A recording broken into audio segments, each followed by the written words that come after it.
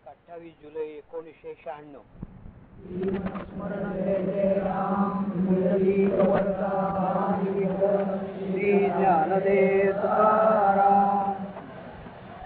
आपला जो विषय चाललाय ना रविवारचा, त्याच्यामध्ये जगताचा ईश्वराशी काय संबंध आहे हा विषय मागच्या रविवारी आपल्याला आठवत आहे. त्याच्या आधी एक दोन श्लोकांनी स्त्रियांनी एक अडचण विचारली.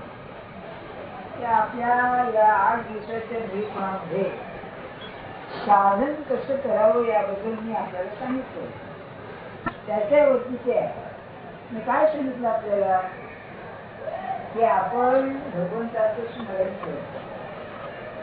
त्या स्मरणामध्ये प्रगती व्हायची म्हणजे जो अभ्यास आहे त्या अभ्यासामध्ये 3 अवस्था मी सांगितल्या. शेवटची जी आहे ती फार चुकीच आहे. पहिलं असेल थोडं नामस्मरण, पुष्कळ विस्मरण. एक अर्धा तास समजा तुम्ही जप केला तर दिवसभर विस्मरण. त्याला त्याचं असं प्रमाण सांगता येणार नाही. पण 1 तास 2 तास जप केला आणि मग संबंध दिवस विसरला. थोडं स्मरण, जास्त विस्मरण, ही पहिली अवस्था. म्हणजे थोडे किती थोडं असेल, 1 माळ सुद्धा असेल किंवा 100 माळा असतील, पण थोडं. दुसऱ्या अवस्थेमध्ये पुष्कळ स्मरण, थोडं विस्मरण. तुम्हाला पुष्कळ तुम्ही स्त्री पुरुषांनी परीक्षेच्या वेळेला अभ्यास केला आणि ते काय होतं, तुम्ही नोकऱ्याला मरेला गेलं 4 महिने मग फुल पे हाफ पे काय असेल आणि मग अभ्यास करता. त्या अभ्यासात कसं असतं बघा, पुष्कळ वेळ अभ्यास आणि थोडा वेळ मध्ये कामा, होय ना. तसं हे दुसऱ्या अवस्थेमध्ये पुष्कळ वेळा स्मरण, पुष्कळ वेळ आणि दुसरं थोडं विस्मरण. तिसऱ्या अवस्थेमध्ये अखंड स्मरण, थोडा विस्मरण नाही. या 3 जागेपणच्या साधनाच्या अवस्था. त्याच्या पुढची अवस्था मी स्मरण करतो करते ही भानच नाही. त्याला चौथी अवस्था म्हणतात, ती तुरीय अवस्था. श्वास जसं चालतो तसं स्मरण चालतं. याला अजपा जप असं म्हणतात. जप नाही, अजपाच म्हणतात. पुस्तक स्मरण न करताना सहज होणं ते आहे श्वासासारखं. प्रश्न काय आहे की हे जे पहिल्या अवस्थेतून दुसऱ्या अवस्थेत जायचं, थोडं स्मरण पुष्कळ विस्मरण, हे लवकर का साधत नाही. बरोबर आहे, या बायांचं म्हणणं अगदी बरोबर आहे. त्याचं काय मी सांगतो आपल्याला. साधन म्हणजे काय, आपण की हा विषय समजून घ्या. भले नका करू, हे समजून घ्या.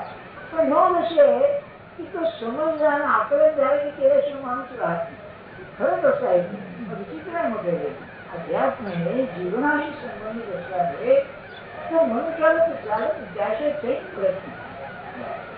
साधन म्हणजे काय, परमात्म स्वरूपाच्या मार्गाला जाणे. हे उघडच आहे.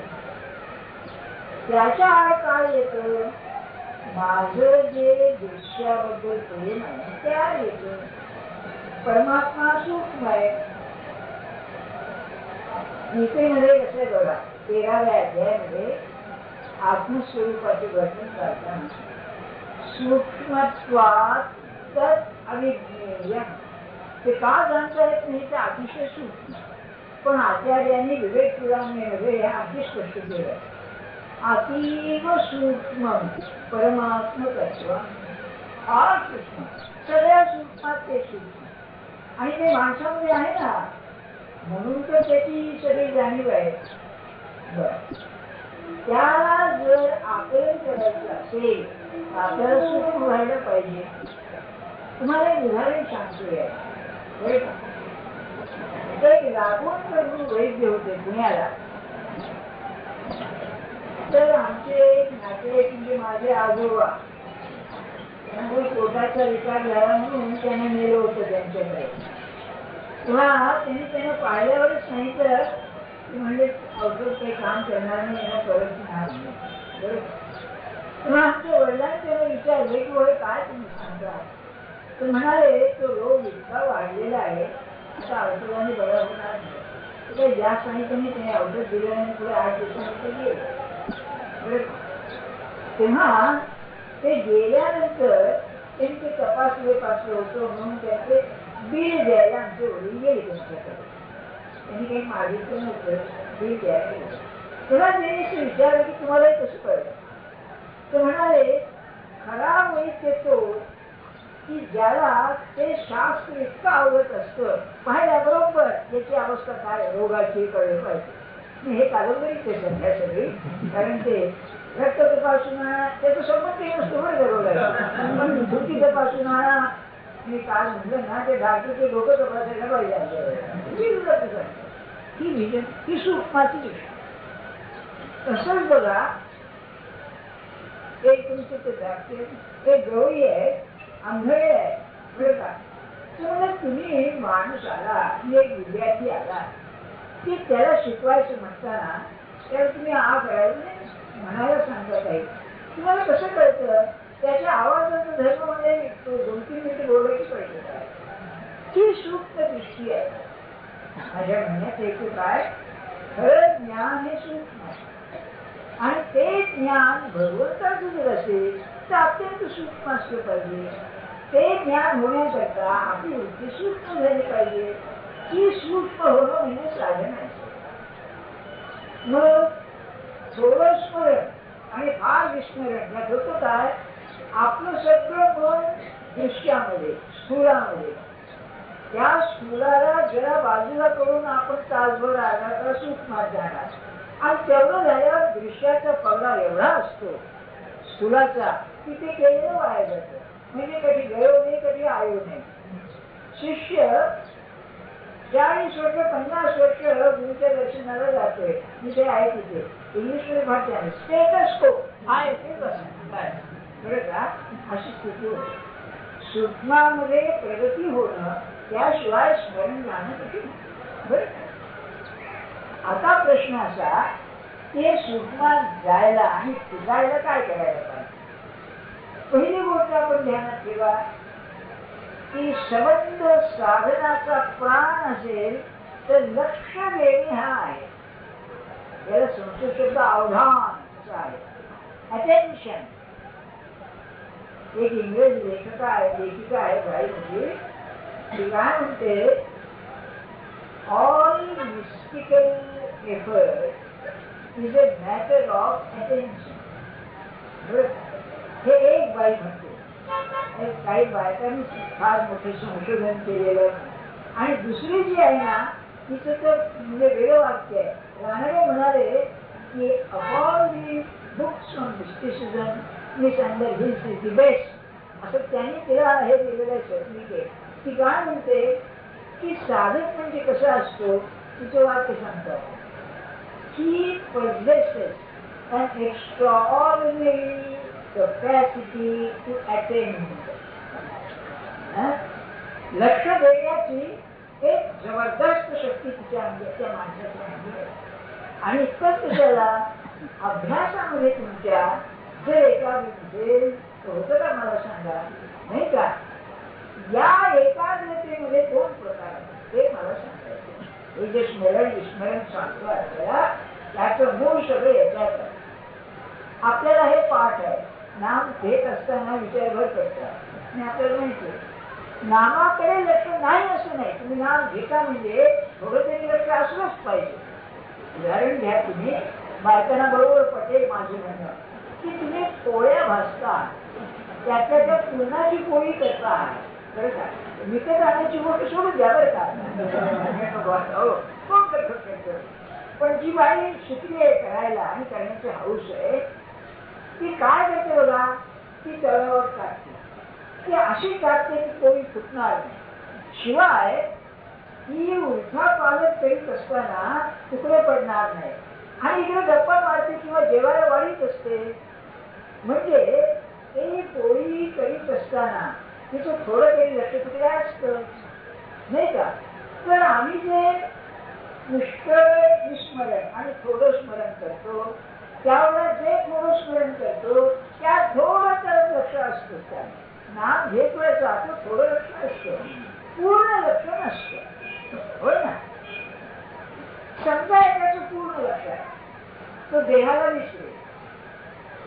तुम्ही पाहिलं असेल मांजर असतात ना, मांजर, ती चिमणी जर तिच्या आटोक्यात असेल मांजराच्या, तर ती तिच्याकडे पाहते, त्या चिमणीकडे, आणि विष नेत्राने पाहत असते. आणि असं आहे, मी पाहिले नाही पण ते लोक सांगतात ॲनिमल सायकॉलॉजीमध्ये की ती मांजरी पुढी जी मारते तिला धरायला कधी चुकायची नाही. हो, श्वास तुम्ही गेला नाही, तिची इतकी नजर असते एकाग्रतेची, बरोबर उडी मारते, धरतेच तिला बरोबर. मग ही जी एकाग्रता आहे ना, ती एकाग्रता काही लोकांना अभ्यास करताना खायची सवय असते, बरं का? चॉकलेट म्हणा, आमच्या विद्यार्थी फुटानेच खायचं रवा नाही, सर म्हणजे कोणता चारा पाहिजे खायचं, नाही तर झोप येते. आपल्याला काही त्याचा अनुभव नाही पण बरं का? तसं तर जप करताना तुमची काय सवय आहे तुम्ही हे मी सांगत असताना तुमच्या जीवनात उपयोगी पडेल तुम्हाला. बरं, एकाग्रता मोठी शक्ती आहे, आज जबरदस्त आहे. तर स्मरण करताना ती थोडीशी वाढवावी लागेलच तुम्हाला, त्याशिवाय होणार तेव्हा मर्याद आहे, मला कबूल आहे. कारण ज्याची अशी एकाग्रता झाली, एका अग्रावरती लक्ष येणं, ते कसं आहे, तुम्ही त्या उन्हामध्ये भिंगात घेतलेलं ना, काही काही लागता त्याला पेट लागतं, फोकस आला की नाही पेट तो काढेल, तशी ती सगळी सूर्याची किरण एके ठिकाणी मिळतात, तसे माणसाला देहाचं विसर्ग. पण ही एकाग्रता सजोट आहे, तुम्हाला हे वाटणार नाही, सजोट आहे ही एकाग्रता, ही अपूर्ण आहे. मग दुसरी एक एकाग्रता आहे, जी भक्तीची एकाग्रता आहे, त्याला समग्रता असं म्हणतात, होलिस्टिक अटेन्शन. याचं अप्रतिम उदाहरण रामायणामध्ये आहे, ती म्हणजे शबरी. काय बघा की मातंग ऋषीची शिष्य, भांडी घासणारी तिच्यावरची बोलकडी, हा मातंग ऋषी म्हणजे माप जातीचा जसं वाल्या कोळी होता असा, आणि ही शबरी म्हणजे भिल्ली, काय शिक्षण नाही, काही नाही, संस्कृती नाही, त्यांच्याकडे बोलकडी तयार झाली. तिची काय समजता होती, त्यांच्या आधीची अवस्था की राम येणार आश्रमाला भेट द्यायला, हो ना, आणि ही बाई रात्रंदिवस होती, राम येणार, मग फुलं गोळा करा, दुसऱ्या झाडून काढा, सगळं चिंतन असेल व्यवहार करताना, तर राम येणार. आणि खरा अभ्यास जो आहे ना, आपले लौकिकाचा कायदा म्हणा, गणित म्हणा, तो समग्र चिंतन करू लागला की मोठा ब्रह्माचार प्रवेश होणार. लक्षात ठेवा, सारखं लोकांचे असं सांगतात. फर्ग्युसन कॉलेजमध्ये पानसे नावाचे मॅथमॅटिक्सचे प्रोफेसर होते. त्यांना अशी सवय असे की जो थिअरम सोडवायचा आहे तो ते बरोबर पसरायला घेऊन जायचे आणि काम घर बसायची तिथे डोक्यात ते दोन्ही क्रिया चालू खालची वरची. आपण असं बोलू नका, सांगायचं हेतू माझा लक्षात घ्या, पण हे समग्रता पाहिजे म्हणजे की खरं त्याला त्याच्यात प्रगती. ती समग्रता आता कशी आचरणात आणायची त्याचं उत्तमात उत्तम उदाहरण प्रल्हाद. काय झालंय, सगळं अलीकडचे शास्त्र वाचन शिकवल्यामुळे तर आम्ही सगळ्या जुन्या लोकांना लावतो. अहो सगळा तेच आहे ना, त्यात फरक काय आहे, याला जर तुम्ही सनातन तत्वज्ञान म्हणता, पेरिनियर फिलॉसॉफी, तर हे तुम्ही खरं असलंच पाहिजे. प्रल्हादाचे तुम्ही 2 श्लोक आहेत त्यात भागवतामध्ये संस्कृत. सुरुवात अशी आहे, वासुदेवे भगवती, भगवान वासुदेवामध्ये यस्य नैसर्गिकी रती. शिकवलेलं नाही, जन्मापासूनच आवड.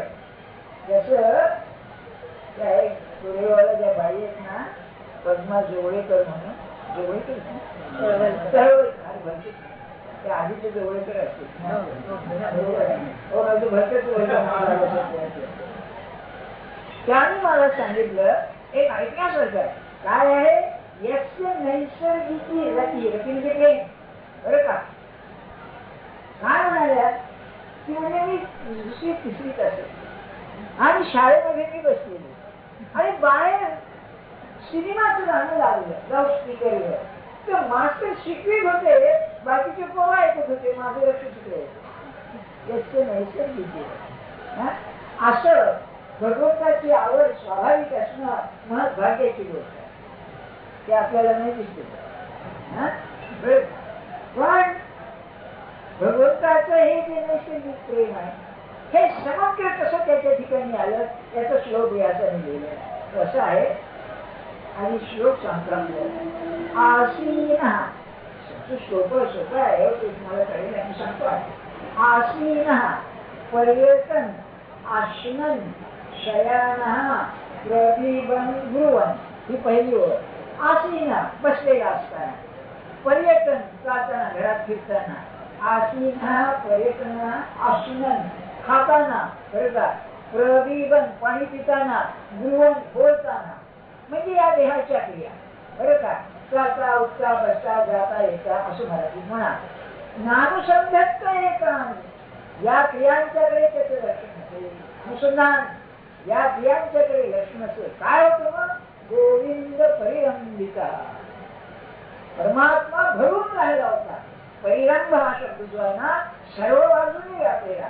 खाल्ला त्यात तो, बोलला त्यात तो, बसला त्यात तो, चालला त्यात तो.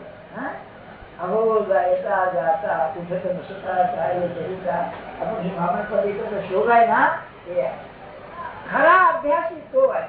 बरं का? ते सांगून घेतो तुम्हाला की नाही. एक समजा काहीतरी कार्य तुम्ही करताय आणि तुम्हाला तर जायचं द्यायचं, सारखं डोक्यात ते राहणं, श्रमाशिवाय राहणं, सहज राहणं डोक्यात, ते समजलं आहे. तेव्हा समग्रतेचा अभ्यास केल्याशिवाय थोड्या स्मरणाचं पुष्कळ स्मरणात रूपांतर होत नाही. स्वयंपाक करताना हे करताना ते करताना जिथे डोक्याचं काम नाही तिथे नामस्मरण करून द्या. तुम्ही पहा तोंडाने नामस्मरण करणं सारखं सोपं नाहीये. बरं का? लगेच विसर पडेल नाही का? आता बोलायचं प्रसंग आहे, बोला, बोलणं संपलं की नाम सुरू करेल. हा अभ्यास आहे, समजून करा. बरं का? मी म्हणतो हे तुम्ही जे ऐकताना हे तुमच्या अभ्यासात तुम्ही वापरलं व्यवहाराच्या तरी केवढा फायदा होईल तुम्हाला. हो, अरे तो विषय झटशी लक्षात येईल आणि आतमध्ये बुडेल, न वाचायची जरूर राहणार असं होईल नाही का? सांगण्यात येते काय, हे करण्याकरता प्रल्हादाचं बरोबर होतं. यस्य नैसर्गिकी गती की आपल्याला नाही, मग आपल्याला सत्संगाने स्वतःच्या विचाराने आणि अभ्यासाने असे ते काय आहे. अरे तुम्ही आम्ही बुद्धिमान लोक आहोत, बुद्धिमान बुद्धीचं काम करणारे इंटेलेक्च्युअल्स, काय अशक्य आहे त्यांना घालून आपल्याला नाही करणार. बरोबर गेला मग काय झालं त्याचं आणखी एक उदाहरण सांगतो आपल्याला.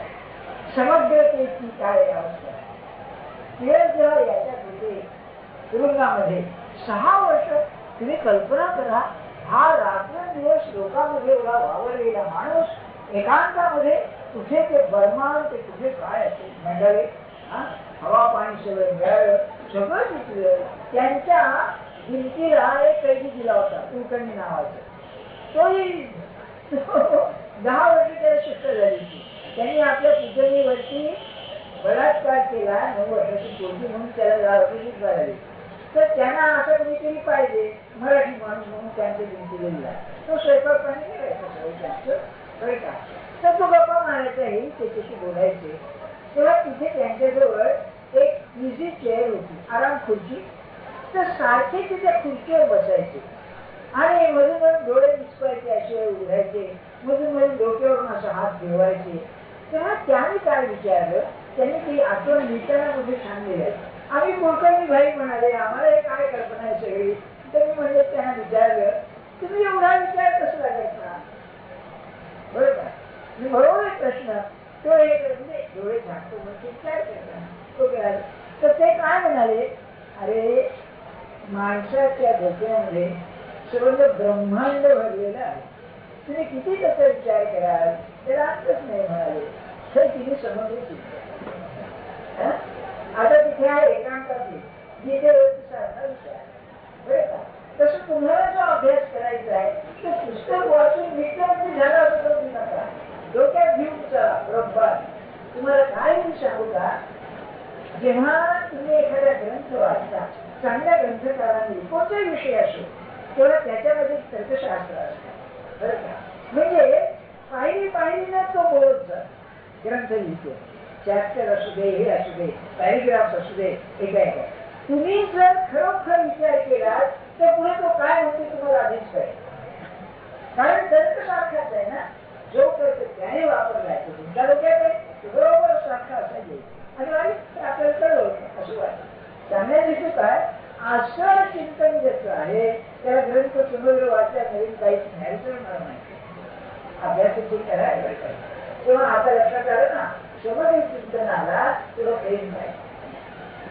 ते कसं पाहिजे, सत्संग हा अगदी राजमार्ग आहे. सत्संग म्हणजे जो त्यात आहे तो असं भेटणं अतिशय दुर्मिळ आहे, हा दुर्मिळ आहे. काय सांगू तुम्हाला, आचार्यांनी शंकराचार्यांनी 1200-2000 वर्षापूर्वी त्यांचा काळ आहे, विवेक चुडामध्ये म्हणलेलं आहे, दुर्लभम त्रयमेव इतर. या 3 गोष्टी अत्यंत दुर्लभ आहेत बरं का. देवानुग्रह हेतू, देवाने कृपा केली तर अनुग्रह केला तरच भाग्याने मिळतात. आचार्यांनी म्हणायचं ना, लक्षात द्या, दुर्लभम त्रयमेव इतर. या 3 गोष्टी देवानुग्रह हेतू, मनुष्यत्व, मुमुक्षत्व आणि महापुरुष संश्रय. पुरुषाचा संग झाल्यानंतर दुर्मिळ गोष्ट आहे ती जर लागली ना तर नैसर्गिक रती बरं. पण हे अतिशय हेच आधी तो भेटला पाहिजे. आमची त्याच्यावरती श्रद्धा बसली पाहिजे. श्रद्धा बसली तरी प्रपंचाची स्थिती त्याच्याजवळ राहण्याची पाहिजे. अरे ते साधी वाटायचा आम्ही मुंबईत राहणार, तुम्ही खेड्यात असणार, जाण्या येण्याच्या अडचणी, त्याच्यावर राहायची त्याची तिची अवस्था नाही आणि त्याची संगत करायची. म्हणून शेवटी मी असं ठरवलं आहे अनुभवावरून, त्याची इच्छा असली तरच संगत घडते, नाही नाही तो काय करतो बरोबर मुसळ बरं का.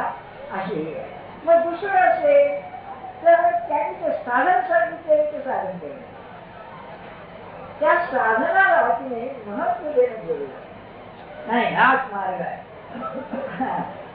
काय झालं, एक जीएच विद्यार्थी मला काही प्रश्न विचारला, मी सर मला आमच्या पुस्तकात एक बघ केली तू काय म्हणला, तर ते असून तुमच्या तोंडाने येऊ जीवन जो माणूचा हा परिणाम आहे लक्षात ठेवा. हो, तुम्ही तुकाराम बुवाच्या गाथेमध्ये वाचू नये नाम घ्या म्हणून, आणि गुरुने सांगितलं अरे जप कर, याच्यामध्ये जमीन असणार उत्कट नव्हे. मी आपली गमतीने मी खरं म्हणतोय, तुम्हाला ताप आलाय आणि त्यांचं असं असं होतंय आणि डॉक्टर तुमच्या एक फॅमिली डॉक्टर म्हणाले काही कोणतं भाव करे त्या फोनवर बोलणं आणि प्रत्यक्ष येऊन अवकाशी करू नका, या फरक आहे ना, काही फरक आहे फोनवर बोलणं आणि यांच्यामध्ये बरं का. हे जर आहे तर त्याच्या शब्दामध्ये त्याला चिका असली पाहिजे, अतिशय चिकाची. म्हणजे किती मला माहिती नाही, त्यांनी सांगितलं आहे ना जबाबदारी त्यांच्यावर एवढं पाहिजे. ही चिकाची माणसाजवळ आहे. इतक्या प्रपंचामध्ये उलटी सुलटी अनुभव घेऊन जाम सोडित नाही प्रपंच. तुम्ही किती तयार व्हा. मी म्हणतो कर्मात जाऊ दे, व्यवहारात तुमचा अभ्यास जो असेल ना हे तरी तयार व्हा की. समज पाहिजे काय त्या शबरीची, तुम्ही तिचं चरित्र वाचावं. चरित्र आहे बरं का तिचं वेगळं असं काय त्या बायकी करा. रात्र दिवस ते आणि चिकाटी कशी आज आला नाही उद्या आला नाही, अहो सारखं ते किंबहुना ते उर्दू कवी म्हणतात तसं इंतजार की मजा कुठे आवडत आहे.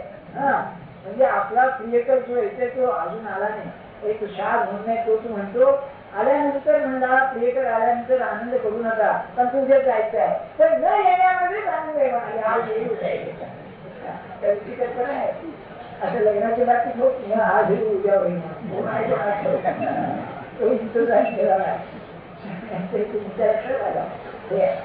पुढे नातं एवढं आता आपला विषय राहून जाईल नाही का.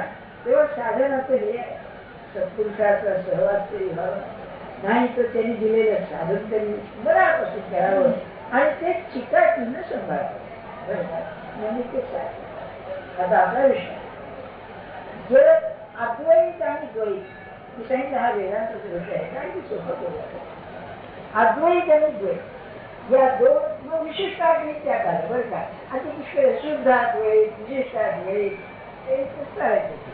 तेव्हा खरा प्रश्न काय आहे, हे जगत जे आहे ते जगत आणि परमात्मा यांच्या स्वभावामध्ये जमीन अस्मानचं फरक. स्वभाव याचा अर्थ स्वरूप परमात्मा स्वरूप सच्चिदानंद आहे असं आहे. ते आनंद पसरलेला आहे. इन्फिनिट ज्याला म्हणतात बरं का. एंडलेस नव्हे आनंद आहे. ते तिकडे तिकडे भरलेलं आहे. एकच आहे, त्याला भेद नाही, अंश नाही. आणि हे जगत पाहावं अरे जरा अर्धवटच आहे, भेदानं भरलेलं आहे. ते आनंद स्वरूप आहे, दुःख रूप आहे. असं हे जे जगत आहे हे त्यातून आलं कसं. तुम्हाला मी एक सांगितलं उपनिषदाने हा प्रश्न असं सोडवलाय काय. त्या भगवंताला म्हणजे परमात्माला असं वाटलं मी एकटा आहे अनेक व्हावं. अरे तुला एकटं आहे का अनेक व्हावं वाटतं कसं. तर बघा त्यांनी काय विषयी सांगितलं, सर एकाकी नरमती. त्याला एकाला चैन पडेल ना. म्हणजे जसं तरुण मुलीला नवऱ्याशिवाय चैन पडत नाही, मुलाला न बायकोशिवाय चैन पडत नाही त्यापैकी बरं का. आणि मग एक बहुश्याम प्रजाय मी एक आहे तो अनेक व्हावा. आणि हा परिणाम आपण ज्या जपतो बरं का. कोण होतो जे अभा आज तुला आधी वाटत आला बाबा एकाचा अनेक व्हावा. आम्हाला त्रास किती होतो पाहतो किती विचित्र आहे. हे सगळे तुम्हाला सांगतो. समजा एकाने सांगितलं ते पाणीवाले लोक असतात ना, जमिनीत पाणी कुठे काम लावून पाहतात बघा ते सांगतात. ते सांगितलं मी इथे बोर करा तिथे पाणी आहे. तर तुम्ही खोपतात त्याच्यावर विश्वास चाललाय 25-30 फूट 100 फूट 150 फूट आणि पाणी काही लागत नाही नाही का. तसं मानवी बुद्धीने किती जरी परमात्माबद्दल विचार केला तरी आपण आपल्या खांद्यावर बसू शकत नाही. तसं मनाला समाधान होईल असं उत्तर देता येईल. द्वैताने कशी अडचण सोडवली. अरे हे एक नाहीचे म्हणाले इथे दोनच आहे. एक आणि अनेक दोन म्हणा अनेक म्हणा. तर जे दोन आहेत ना त्याच्यापैकी हा आणि तो आणि ती म्हणजे तो आणि त्याची शक्ती. उमा नावाची शक्ती उपनिषदात आहे. शंकर पार्वती आहे ना. हे मी का म्हणतोय मुद्दा सगळे बघा राम सीता राधा कृष्ण आणखी कोणते देव सरस्वती आणि गणपती हे सगळे वेगळे आहे. अगदी रामाने तिला मांडीवर घेतलं असं समजा. मामांची ते सीताबाई मांडीवर घेतली पण वेगळी आहे नाही का. शंकर पार्वती बघा तुम्ही हे मायथॉलॉजी पुराण बरं का. पुराण म्हणजे तत्वज्ञान गोपी रूपाने सांगितलं काय आहे. अर्धनारी नटेश्वर इकडून पाहावं शंकर इकडून पाहावं पार्वती आहे एकच है ना. म्हणजे हा जो परमात्मा आहे हा परमात्माच्या दृष्टीने पाहिलं तर शंकर आहे, जगाच्या दृष्टीने पाहिलं तर पार्वती. म्हणजे पार्वती ही शक्ती ईश्वराहून निराळी नाही. आणि याचा अमृतानुभवामध्ये दिव्य शृंगार म्हणून उपयोग केलेला आहे ज्ञानेश्वर महाराजांनी.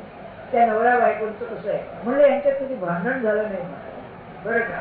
आणि दुसरं काय आहे हा जे काही ठरवतो त्याच्या उलट ती जात नाही. त्याचं सँक्शन लागतं तिला आणि परत महाकाळाचा विरुद्ध होतो म्हणाले. म्हणजे या जगताला निर्माण झाल्यानंतर परमात्मा काय आणि आम्हाला वेगळं स्वरूप दिलं आहे. मग म्हणजे शहाणी माणसं काय करतात की हे तिथून आलेलं आहे म्हणून त्याला ऍक्टिंग करतात म्हणाले. अरे काय निर्माण केलंस तू आणि ही बाई आम्हाला असा त्रास देते आहे म्हणजे मग तो तिला सुचवतो की याला जरा सांभाळतो.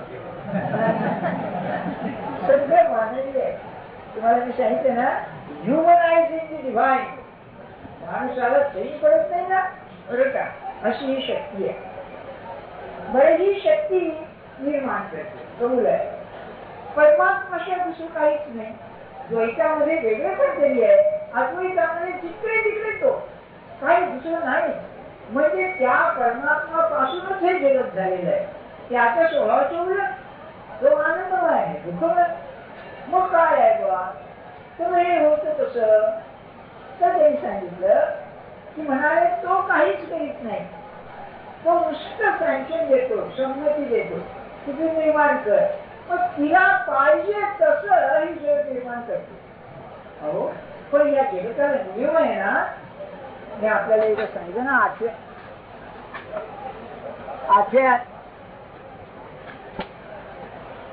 मी आपल्याला सांगितलं की हे जे जगत आहे याला ईश्वराने निर्माण केले. What is God? ईश्वर म्हणजे काय? यामध्ये असणारी जी व्यवस्था आहे ते ईश्वर. व्यवस्था म्हणजे ऑर्डर, कृष्णमूर्ती त्याला म्हणतात. अतिशय महत्वाचं का कृष्णमूर्ती याला. आणि ते जे आपण म्हणतो ना, I want to become something, त्याचं फार हे आहे, हे मला चेंज पडत नाही, अंक व्हावं, मी असं व्हावं, ते असं व्हावं, हे थांबल्याशिवाय तुम्हाला परमात्मा स्वरूप दिव्याचं स्वरूप करणार आहे. त्या पशी समाधान तर आपल्याला वेगळा केला. बरे का, हा जो ईश्वर असेल जो नियमबद्ध आहे, आणि गीतेने एक कमाल केली आहे बघा. परमात्मा काय म्हणतात, नागते कस्यचित पाप, कोणाचं पाप मी घेत नाही, देत नाही, कोणाचं पुण्य घेत नाही, देत नागते कस्यचित पाप. म्हणजे पुण्य आणि पाप हे ज्याचं तू भोगतो. म्हणजे काय, तर त्यांनी आणखी एक कमाल केली. सगळं माणसाचे सारखं असतं.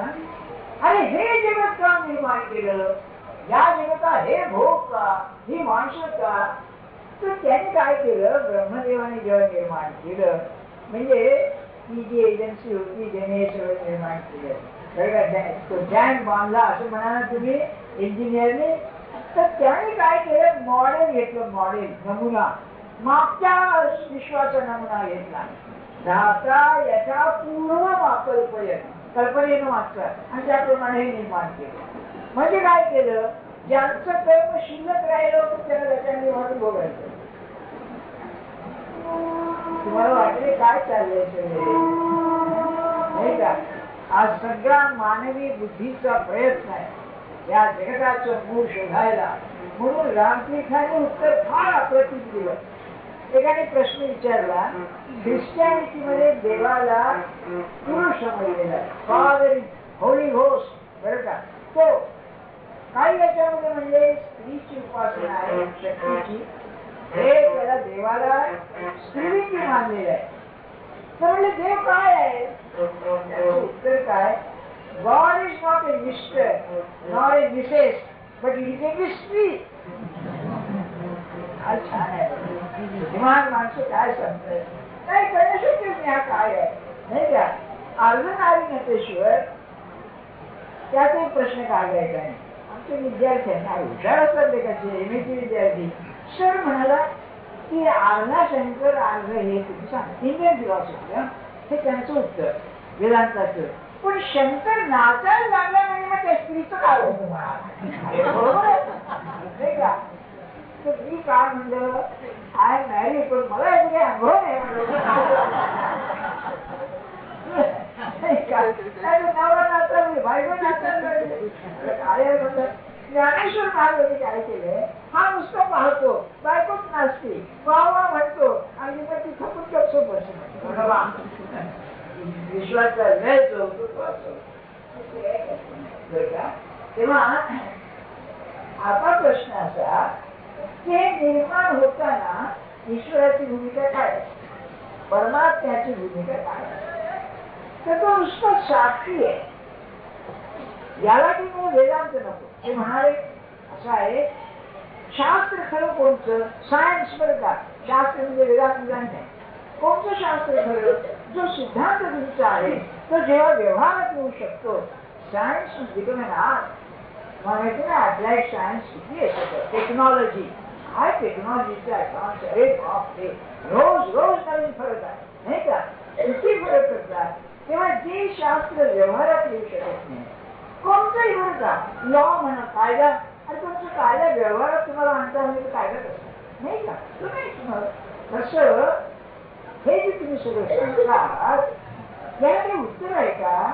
तर पहिलं असं की म्हणाले माणसाची रचना जर तुम्ही बघितली, हा सुंदर आहे उत्तर, आचार्यांचं नाही हे उत्तर अर्ध विवेकानंदांनी दिलेलं आहे आणि अर्ध राधाकृष्णांनी दिलेलं आहे.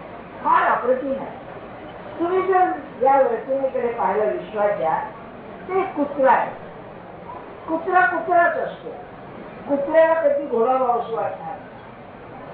कुत्रा कुठेही अमेरिकेत असो, अगदी अमेरिकेमध्ये जरी सब काही कल्पना करा, मी असं सांगत असेल आमच्या विद्यार्थ्यांना, एक कुत्री जायची इथे, ती 2 पिल्लं झाली, त्यापैकी एक अमेरिकेला घेऊन गेला तुम्ही आणि दुसरा इथेच राहिला. दोघे वयात आले, ते सारखेच होते. त्यांना की मी मागे पुढे होतो 10,000 मिनिटं, बाकी ते म्हणजे हे वर्षांनी झालं ते वर्ष असंही नसतं.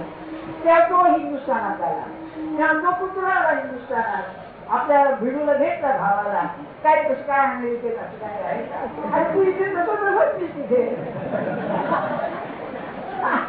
त्यात फरक काय नाही का? म्हणजे कुत्रा हा कुत्रा, घोडा हा घोडा, फक्त एकच फरक आहे, हा आपलं स्वतः.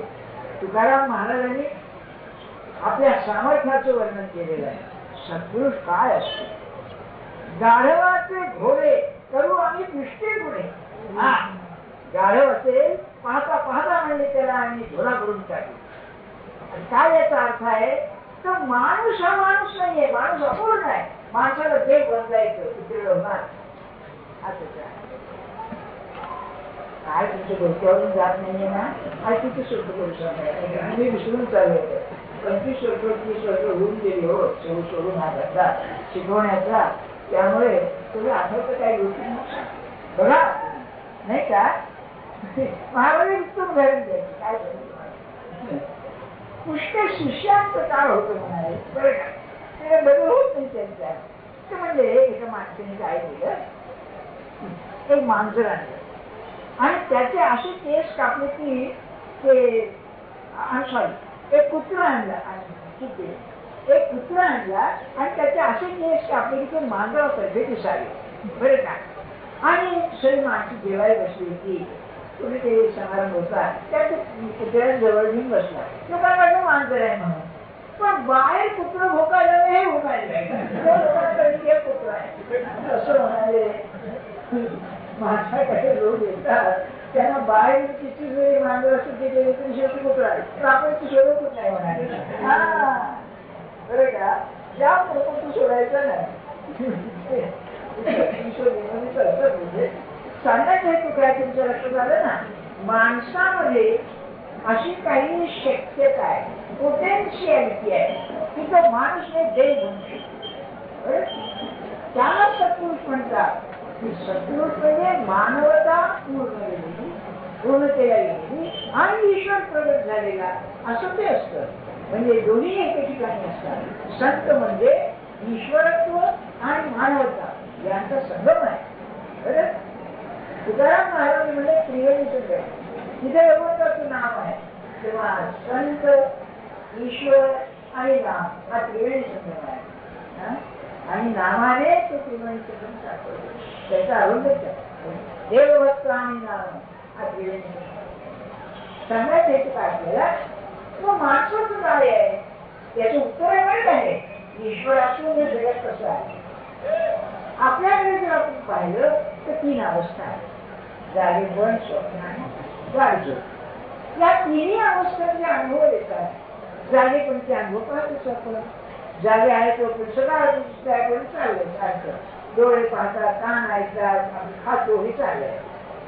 स्वप्नामध्ये कितीतरी पाहतो. गाढ झोपेमध्ये काही पाहत नाही, शून्य अवस्था.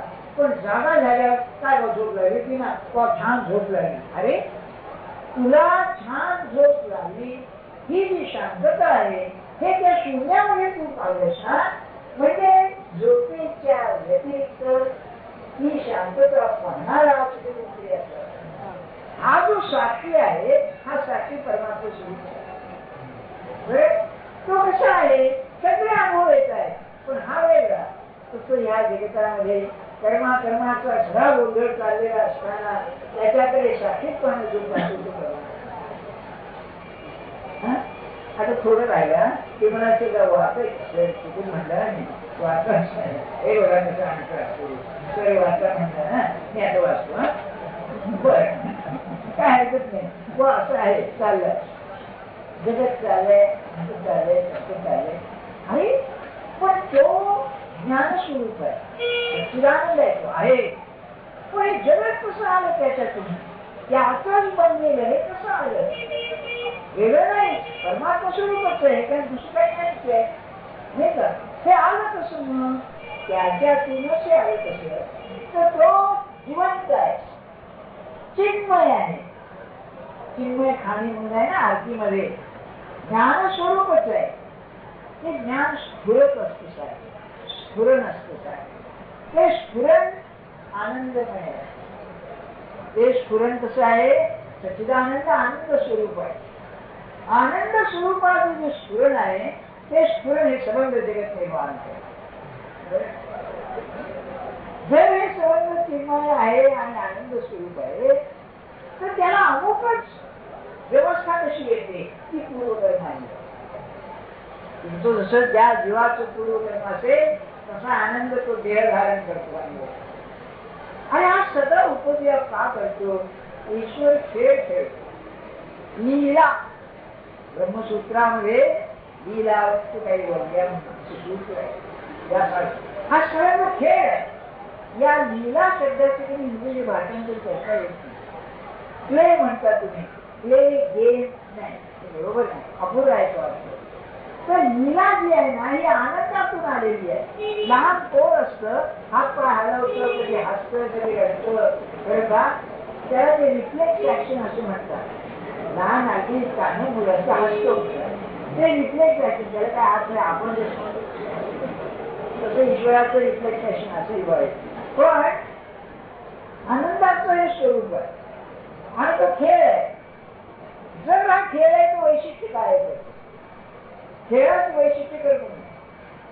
खेळ खेळाच होता, कर्म करत आनंद भोगण्याकरता करतो. पण माणसाची तारीफ अशी आहे की हा आनंदाकरता खेळणारा खेळ तो कर्म करतो. म्हणजे याचे उदाहरण घ्या, एक उदाहरण सांगतो आपल्याला. इंदोरला असं घडलं, महाराज तिकडे असताना हा जुनी गोष्ट आहे. एक भटजी होते, फार खेळणारे उत्तम होते. तुम्हाला माहिती आहे ना विनोबाना त्याचा नाद होता बुद्धिबळ खेळण्याचा. आणि बुद्धीचं हे आहे काय तुम्हाला सांगू का,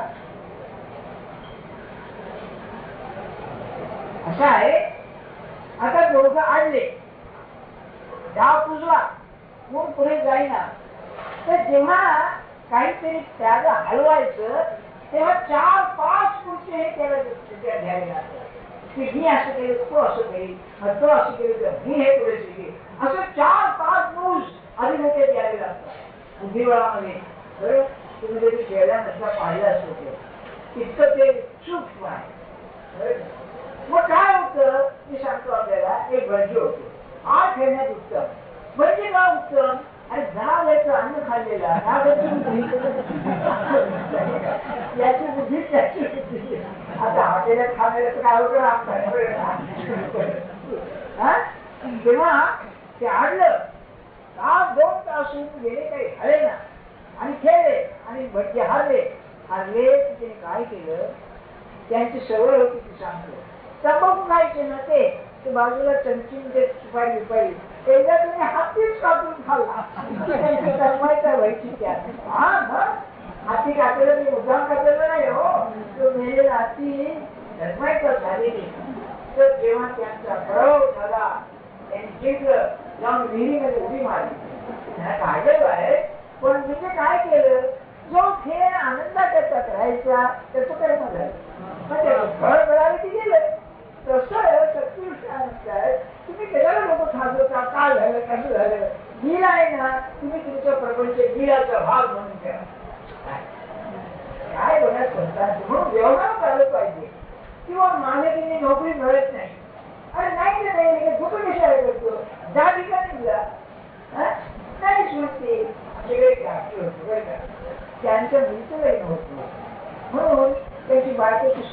आणायची जमून कुठेतरी रोहिणी ठेवणी काहीतरी आणि तेवढा धंदा आहे तो आजकाल. काय करतात तुम्हाला काही नसेल काम नाही मिळेल होत काहीच नाही बरं का. कारण बरोबर नाही. आणि त्यात काय व्हायचं गेले ती सोडत पण यायची आता वेळेला म्हणायची. मला काय म्हणाले जाताना ते नाही वेळ म्हणून जायचं म्हणाले. रोज नाही म्हणूनच जायचं पण तिथे कशा आहे. आणि हे की हे कर्माचं महिमा आहे. या जगामध्ये प्रत्येक गोष्ट त्याच्या इच्छेने घडते.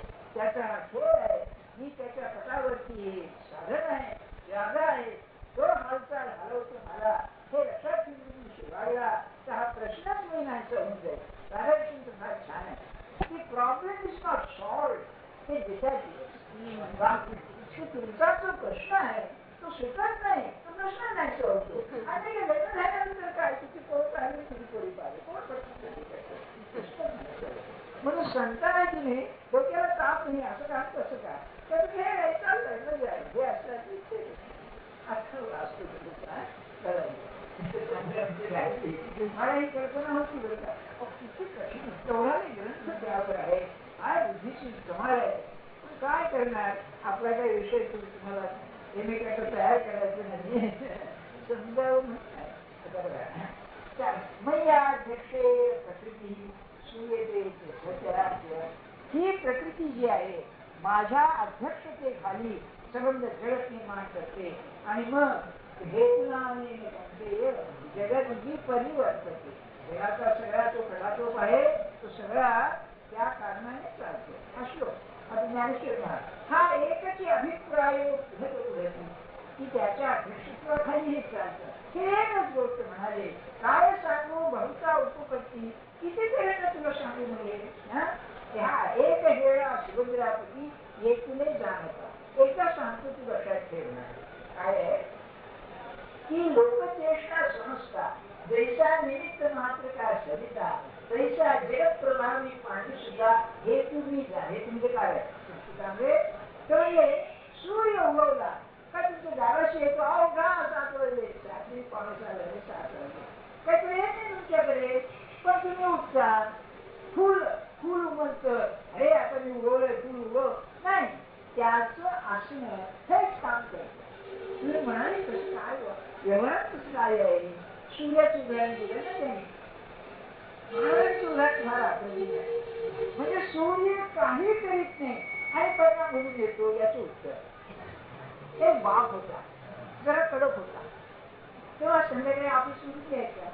त्याची जे 2-3 पोरं होते ते मला वाई आले बरोबर. भारी मारामाऱ्या करायचे गाणगाई करायचे बरे का. तेव्हा वरच्या मजल्यावर राहायचे ते. तेव्हा संध्याकाळी 5:30 वाजता ह्या गोंधळ नुसता आईचं काय ऐकायचे नाही. आला बाप आला जिना चढायला लागला त्याला बरोबर कळलं बापाचं कळलं बरं का. आणि ते आहे जिना चढताना आणि आमचा आलाचे जिना चढायला लागल्याचं चुपचाप सगळे एकच आहे. बापाला कल्पना नाही भांडा तसं म्हणाले. बाप आल्यावर काय आला आपले कपडे काढले. बापाने काय केलं नुसतं अस्तित्व. तसं परमात्मा नुसतं प्रगत होतो जगत निर्माण साक्षीत्व आहे. आणि त्यांचं म्हणण्याचं त्या साक्षीत्वाकडे लक्ष देऊन तुम्ही भगवंता अरे तू पाहतोस ना जरा हालचाल कर थोडीशी. तर त्याचा एक गुण संत सांगतात देवा हाती रूप धरवू आकार होऊनही निराकार त्याची. त्याला आम्ही निराकार होऊ देणार नाही त्याला साकार करू एवढा गुण देवामध्ये आहे. त्याला जर या खटपटीमध्ये आपली महाराज करा माझ्याकडे मनापासून त्याला प्राणपुत्र म्हणाले. आणि म्हणून म्हणाले संतांची जर देगी असेल तर संतांनी देवाला देवळात आणला हा ग्रंथ नाही तर आपल्या त्याला काहीच नाही हो त्याचं हे नाही तो आहे माझा म्हटल्यानंतर तो बरोबर. मग रे म्हणाले काळ या अधिष्ठी या प्रकृती होती चराचराची असंभूती म्हणून मी हेतू उपपत्ती झाली की माझ्या साक्षीत्वाने भगवान म्हणताय हे संबंध जगत निर्माण होतं. प्रकृतीला प्रेरणा मिळते म्हणून मी ते करतो असे लोक म्हणतात. पण मी करीत नाही, मी साक्षी आहे. आता येणे उदिये निरुते ज्ञानारूपा ऐश्वर्य योगाचे जे माझ्या ठाणी भूते तरी भूती मी नसे. आता यावरून म्हणजे या उजेडावरून या ज्ञानाच्या प्रकाशावरून तू एवढं समजून घे की या संबंध जगामध्ये मी नाही आणि जगही माझ्यामध्ये नाही. हा एक याला रिजल असं म्हणतात. गूढ आहे, कोड आहे.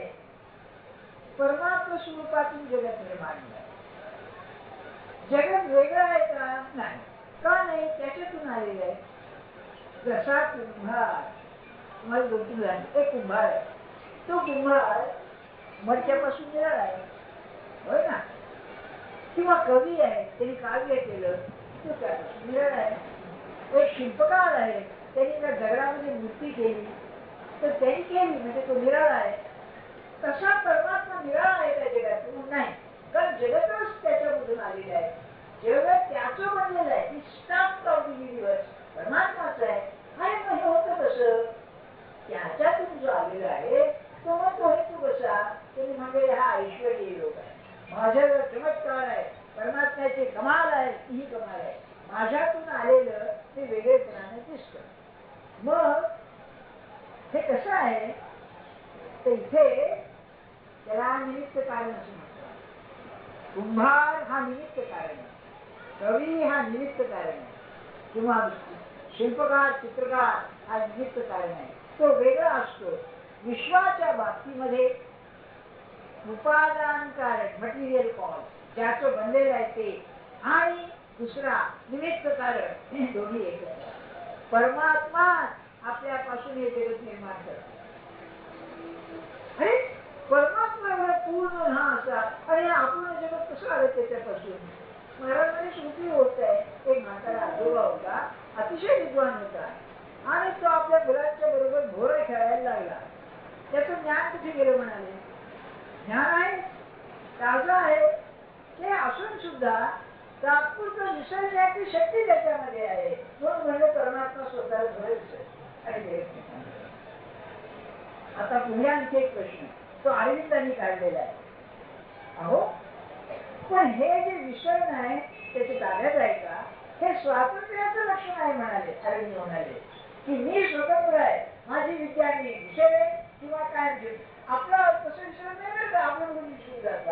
कारण नाही त्याच्या ताब्यात आहे. विसरेन माझ्यामध्ये ते स्वातंत्र्य आहे, तर तो आपलं स्वातंत्र्य वापरून लीला खेळण्याकरता आपलं विसर. ज्याला उत्तम घर महाराज एक नवरा बायको म्हणजे पत्ते खेळत बरं का, पैसे लावून पत्ते खेळत होते.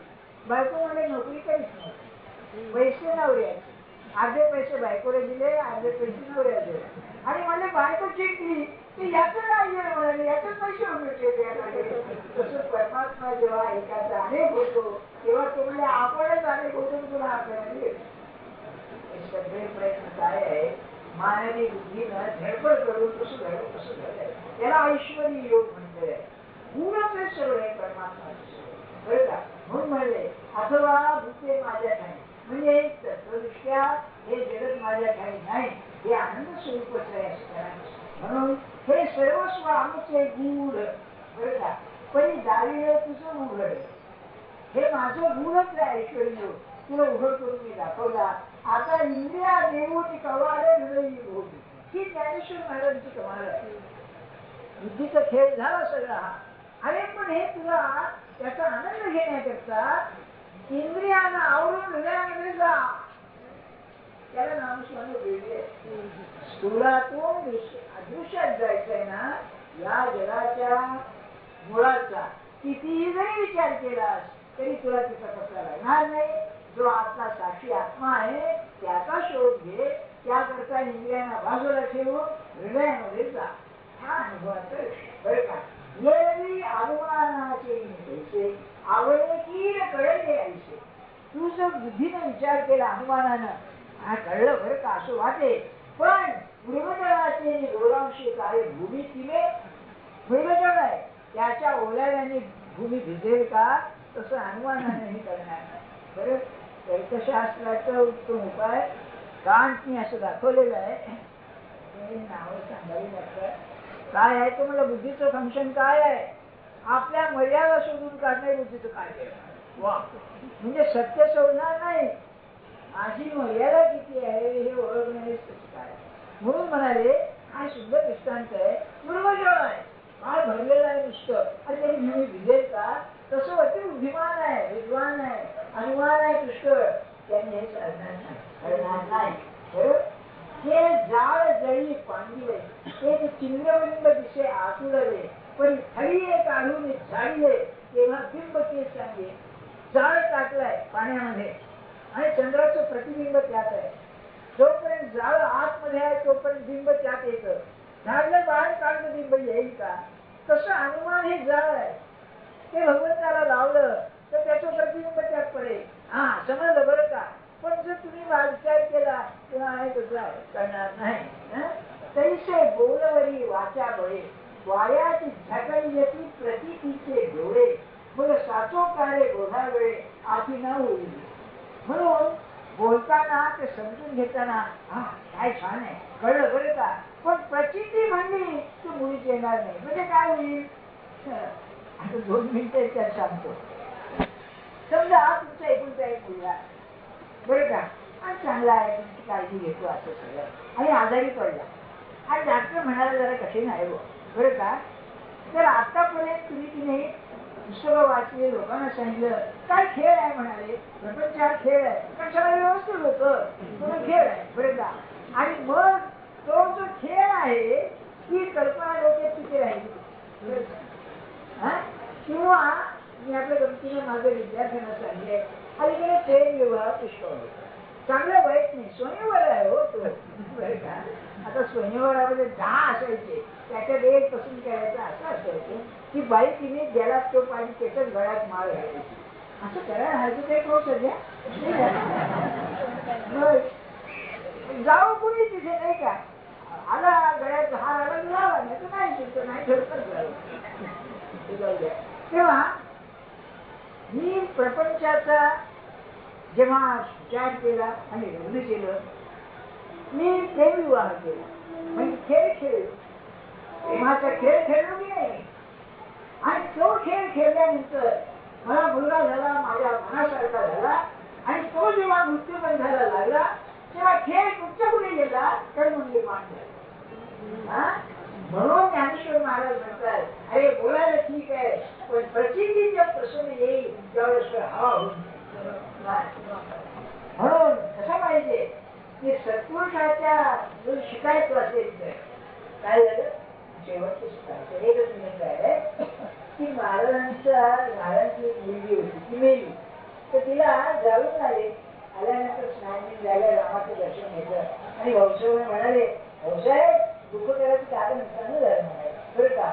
महाराज काय म्हणाले, मी तो नाही, पण असं म्हणतात सत्पुरुषांची मुलं असू नये, कारण म्हणजे ती त्यांच्यासाठी मिळत नाही बरं. हा, तेव्हा महाराज म्हणले की रामाने किती छान खेळ खेळला, म्हणजे ते त्याने गेले ते गेलेच म्हणाले, आपलं राव आहेच म्हणले. हा दृष्टी असेल आणि ही दृष्टी शिकणं करणार नाही जे खेळ. म्हणून महाराजांची किती छान असेल, तेव्हा मुलीचं लग्न होत नव्हतं विचारायचं, आपल्याला विजय पाहिलं इतके प्रसन्न आला बघा, आणि शेवटी चांगलंच झालं. तेव्हा महाराज म्हणले त्या मुलीला इतक्या वाईट वाटायचं. महाराज म्हणले तुझ्या नशिबात मला काही नाही आहे, जे मला दुःख करायचं कारण आहे, तू दुःख पाहिजे. हा, ही उलटी दृष्टी आहे, ही परमार्थाची दृष्टी. कारण ज्याच्याशी व्हायचं त्याच्याशीच ठरलेलं असतं, कारण ऑर्डर आहे ना जगामध्ये, ते ठरलेलं आहे. तो आपला आला की कसं का असेल ना, आणि असं होतं नाही का, चांगल्या मुलाला नाही म्हणून एक वेळेमध्ये काहीतरी आपलं